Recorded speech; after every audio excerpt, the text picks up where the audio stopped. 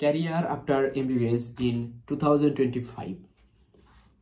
তো আমি নিজেও এখন আমার ক্যারিয়ার নিয়ে খুব বেশি টেন্সড যে আসলে করবোটা কি, এমবিবিএস পাশ করে গেলে তারপরে করবোটা কি, এটা নিয়ে আমার 5 বছর আগে যে চিন্তা ভাবনা ছিল অ্যান্ড এখন বর্তমানে চিন্তা ভাবনার বিস্তর ফারাক। কারণ 5 বছর আগে এমবিবিএস পাশ করার পর আমি কি করব বা কি করতে পারি বা আমার কি স্কোপ থাকতে পারে, সেটা তখন এক ধরনের চিন্তা ভাবনার মধ্যে ছিল। ঠিক 5 বছর পরে এসে, অর্থাৎ ফাইনাল প্রফেশনাল পরীক্ষা দেওয়ার পরে, এখন আমি আমার ক্যারিয়ার নিয়ে চিন্তা করার সময় নতুন করে আমাকে ভাবতে হচ্ছে what should I do for my career. কারণ বেশ কিছু জিনিসপত্র এখানে চেঞ্জ হয়ে গেছে, সেটা পারিপার্শ্বিক, এনভায়রনমেন্ট, কর্মক্ষেত্র এবং ডিমান্ড। এর পাশাপাশি বর্তমানে বাংলাদেশের প্রেক্ষাপটে যদি আমি বলি যে একজন ডাক্তার অর্থাৎ এমবিবিএস পাশ করার পরে সদ্য গ্রাজুয়েট একজন এমবিবিএস ডক্টর কি করতে পারে, ক্যারিয়ারের ক্ষেত্রে কি কি করতে পারে সেই সম্পর্কে মোটামুটি একটু ধারণা এই ভিডিওতে দেওয়ার চেষ্টা করব। তো যারা বর্তমানে মেডিকেল স্টুডেন্ট কিংবা ফিউচারে চাচ্ছেন যে মেডিকেল লাইনে আসতে, তারা হয়তো একটা ক্লিয়ার কনসেপ্ট পাবেন যে বর্তমানে এই লাইনে কর্মক্ষেত্র বা চাকরি, বেনিফিট সব কিছু কেমন কি কন্ডিশনে আছে।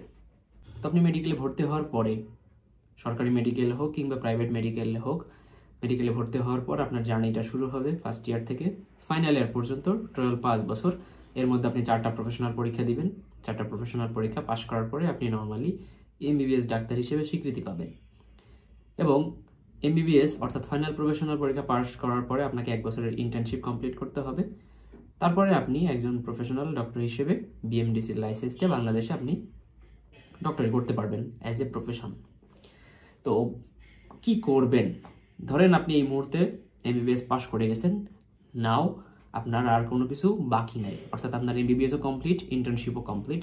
আপনি এখন কি কি করতে পারবেন, অর্থাৎ আপনার সামনে এখন কি কি রাস্তা উন্মুক্ত আছে। এখন আমি যদি গ্রসলি বলি তাহলে 2 দিকে আপনি যাইতে পারেন অ্যাজ এ ডক্টর।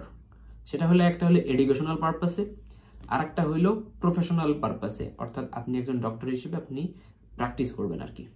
তো এডুকেশনাল জিনিসটা কি, অর্থাৎ আপনি টিচার হিসেবে আপনি কিন্তু আপনার ক্যারিয়ারটা গড়তে পারেন। অর্থাৎ আপনি কোনো একটা মেডিকেল কলেজে, সেটা প্রাইভেট হোক কিংবা বিসিএস দিয়ে আপনি সরকারি মেডিকেল কলেজের টিচার হিসেবে নিযুক্ত হতে পারেন। হয়ে আপনি কি করতে পারেন, যারা এই যে মেডিকেল স্টুডেন্ট আছে তাদেরকে পড়াইতে পারেন। সো এটা ক্যারিয়ারের একটা লাইন হইতে পারে। আর একটা লাইন হইতে পারে যেটা হলো প্রফেশনালের দিকে, অর্থাৎ আপনি পাশ করার পরে ডক্টর হিসেবে প্র্যাকটিস করবেন।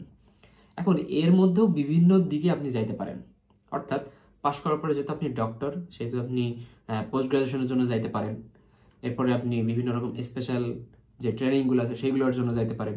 বিভিন্ন ডিউরেশনের বিভিন্ন রকম কোর্স বিভিন্ন কলেজ থেকে বা বিভিন্ন প্রতিষ্ঠান থেকে প্রোভাইড করে থাকে, সেই কোর্সগুলো আপনি করতে পারেন।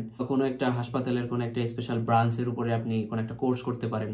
কোনো একজন টিচার বা কোনো একজন সুপারভাইজার বা কোনো একজন প্রফেসরের আন্ডারে আপনি কোনো একটা বিষয়ের উপরে অভিজ্ঞ বা এক্সপিরিয়েন্স গ্যাদার করতে পারেন।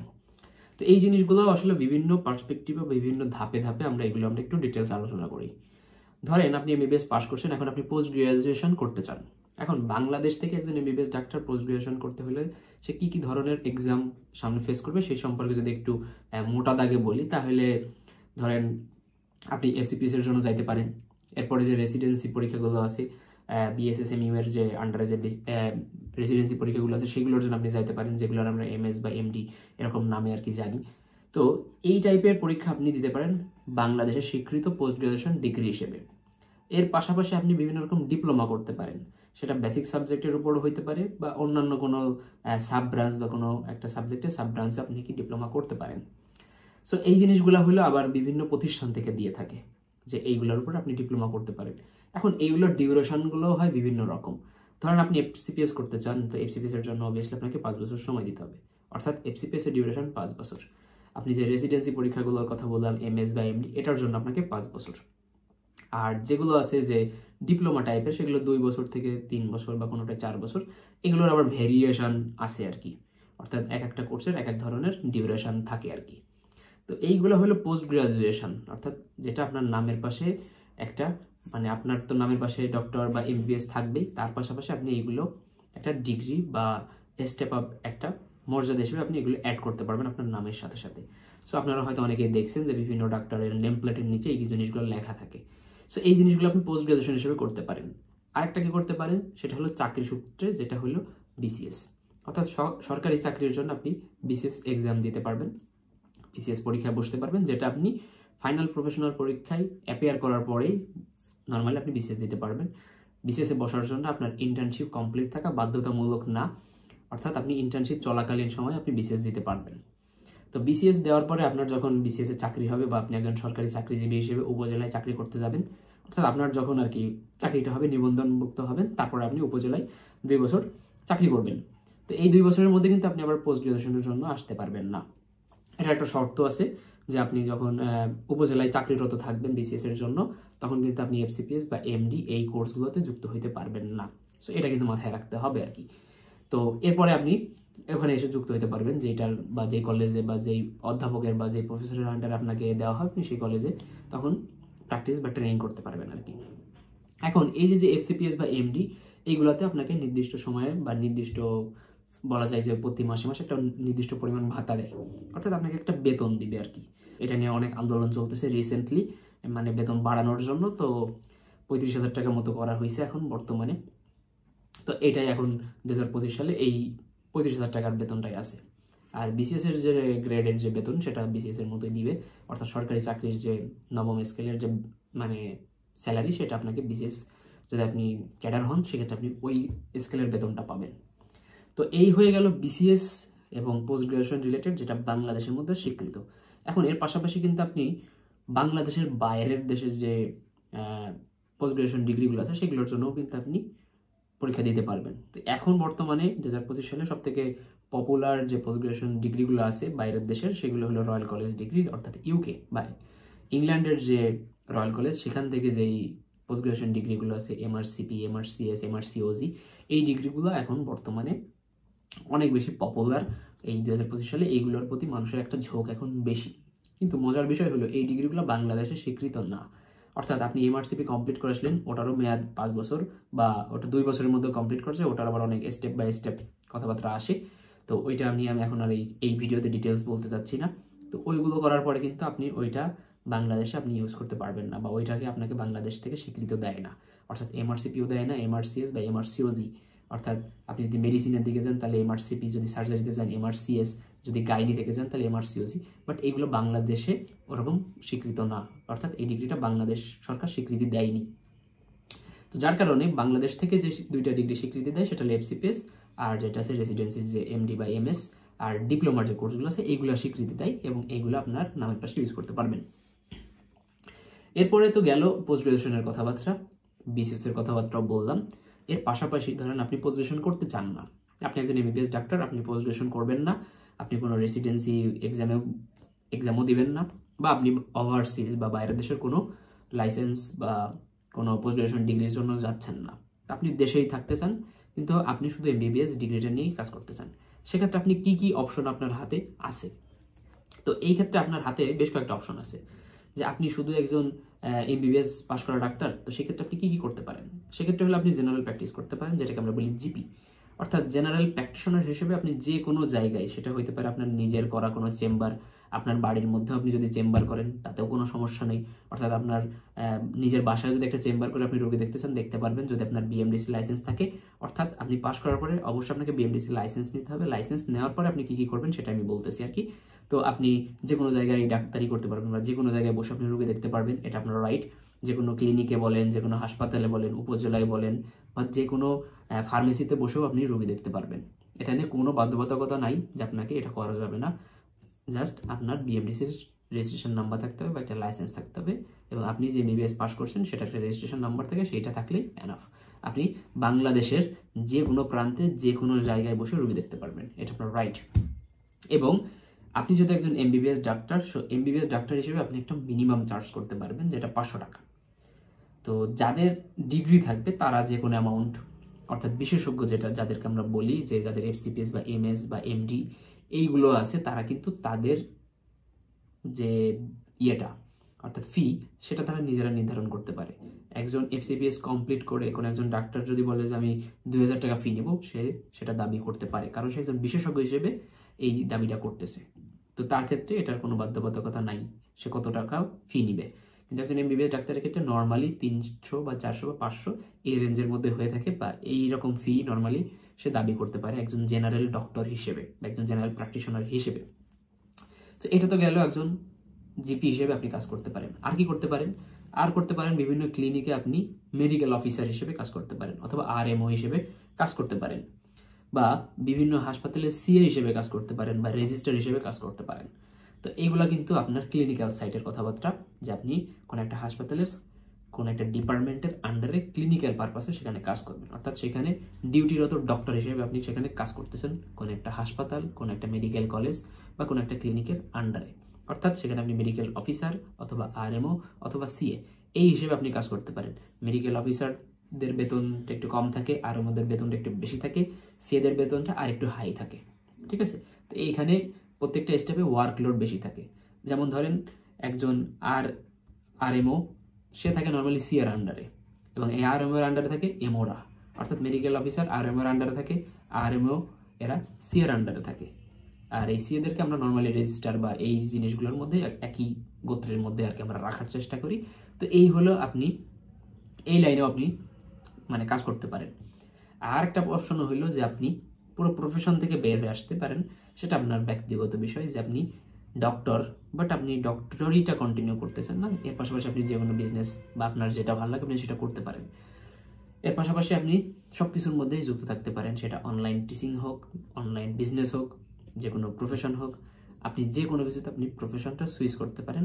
বাট অ্যাজ এ ডক্টর হিসেবে আপনি এই জিনিসগুলো অবভিয়াসলি করতে পারেন। এর পাশাপাশি আরও অনেক কিছু করতে পারেন, সেগুলো হলো বিভিন্ন রকম রিসার্চের সাথে আপনি যুক্ত হতে পারেন। আপনি বিভিন্ন ইউনিভার্সিটির আন্ডারে রিসার্চার হিসেবে জয়েন করতে পারেন। ঠিক আছে?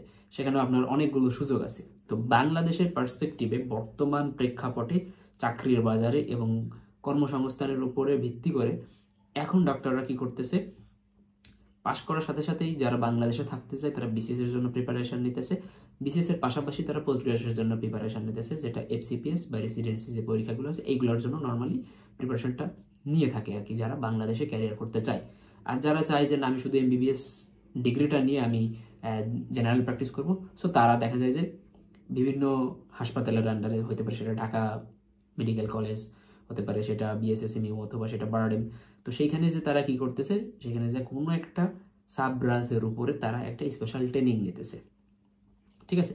তারা কয়েক মাসে 6 মাস বা 1 বছর বা 2 বছরের একটা স্পেশাল ট্রেনিং নিতেছে। ট্রেনিং নেওয়ার পর তারা সেই বিষয়ের উপরে তারা কি করতেছে, জেনারেল প্র্যাকটিস করতেছে, সেটা বিভিন্ন ক্লিনিক বা বিভিন্ন হাসপাতাল বা যে কোনো জায়গায় উপজেলায় এরা যে সেখানে যে তারা ওই বিষয়ের উপরে প্র্যাকটিস করতেছে।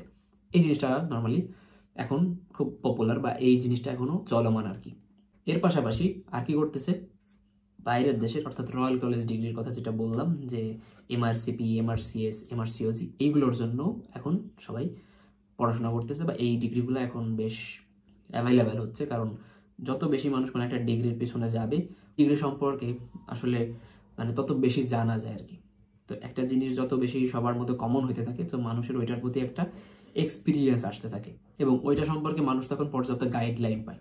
আর যখন একটা বিষয় সম্পর্কে মানুষ পর্যাপ্ত গাইডলাইন পায়, তো সেই এক্সামগুলো ক্র্যাক করার পার্সেন্টেজ দিন দিন বাড়তে থাকে। তো যেটা এখন রয়্যাল কলেজের ক্ষেত্রে হইতেছে, কারণ দিন দিন রয়্যাল কলেজে অ্যাপ্লিকেশনের সংখ্যা বাড়তেছে, পাশের রেটও বাড়তেছে, যার কারণে কি হইতেছে, এটা আমাদের দেশে এখন একটু আস্তে আস্তে কমন হইতেছে আর কি, নর্মালাইজ হইতেছে, এবং মানুষ এটার প্রতি ঝুঁকতেছে, কারণ এটার পাশে দিন দিন বাড়তেছে যার কারণে।